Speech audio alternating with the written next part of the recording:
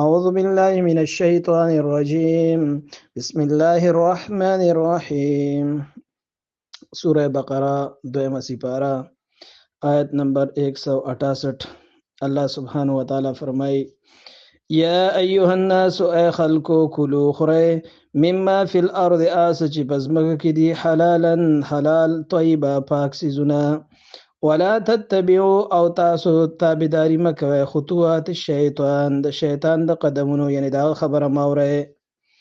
انه لکم بشک غستاو د پارا عدون دشمن دی مبین خکارا انما یامرکم بشک غتاس د حکم کې بسوء د بدکارۍ د غلطو کارونو والفحشاء او د بهای د کارونو وان تقولوا دا چې تاسو وایي علی الله الله بارکه ما لا تعلمون اس چې تاسو دا علم نشته دی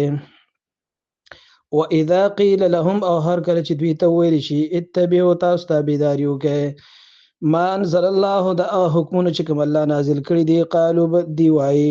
بل نتبع بلکې مونږ تابعداري کو خبره منو ما الفینا علیه آباءنا ما الفینا علیه چې مونږ دی پاغي باندې مونږ آباءنا خپل پلار نیکو یعنی مونږ دا غ دین پیروي کو چې کوم باندې مونږ مور او پلار روانو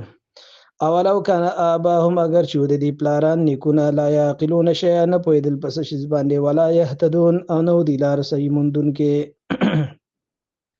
ومثل الذين كفروا مثال دا کسانو چې کافران دي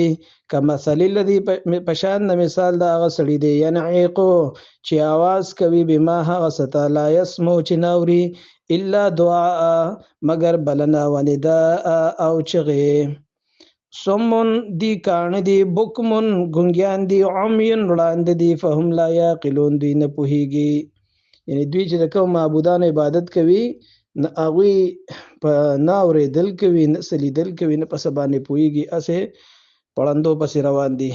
یا ایها الذین آمنوا ای د ایمان خاوندانو کلو خورئ من طیبات د پاک هغه څیزونو نه ما رزقناکم څه چې ما درکړي تاسو ته واشکروا لله شکر ادا کړئ د الله تعالی ان کنتم کچره تاسو ایاه خاص داغه تعبدون عبادت کوونکې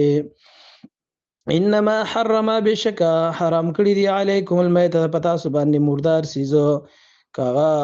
ساروی وی کوم مرغی وی ارس چی وی حلال نشي وینه ته نه بیږي او دغه سمول شي ته مردار ویل کیږي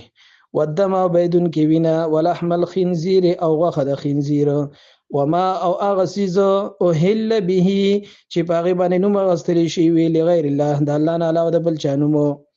یعنی د خپل بوت یا د بل سیز یا د پیر سی بیا د قبر د چا په نوم باندې چې د نزبه کړی وي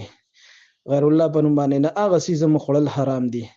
فمن استر پس کم سړی چې مجبور شو غیر باغن اغه حکم ماتون کم نه دی ولا عادن او نه د حد نه تجاوز کوون کې دی نو فلا اسم علیه په د باندې څه ګناه نشته دی ان الله بشک الله تعالی غفور الرحیم ډیر زیات بخون کې ډیر زیات رحم کوون کې دی کم سړی چې مجبور شو بل څه نشته دی سیوا دغه حرام سیز نه د ضرورت تر حد پورې داغه نه خړل شي خو چې بالکل د سره بل لار نه وي ان الذين بشکا خلق یکتمون چې پټوي ما او حکمونه انزل الله چې الله نازل کړی من الكتاب په کتاب کې ويشترون به او اخلی پاغه سره ثمنا قليلا دنیا لگا اولئک دا خلق تی ما یاکلون چې نخوري فی بطونهم نا چې په خپل خېټو کې الا النار مگر ورو ولا يكلمهم الله او نه بکوي خبره د دوی سره الله تعالی یوم القیامت په ورځ د قیامت ولا يزکیهم او نه پاکوي د ګناهونو نه ولهم عذاب الیم او د دوی لپاره به عذاب درناک صدق الله مولانا العظیم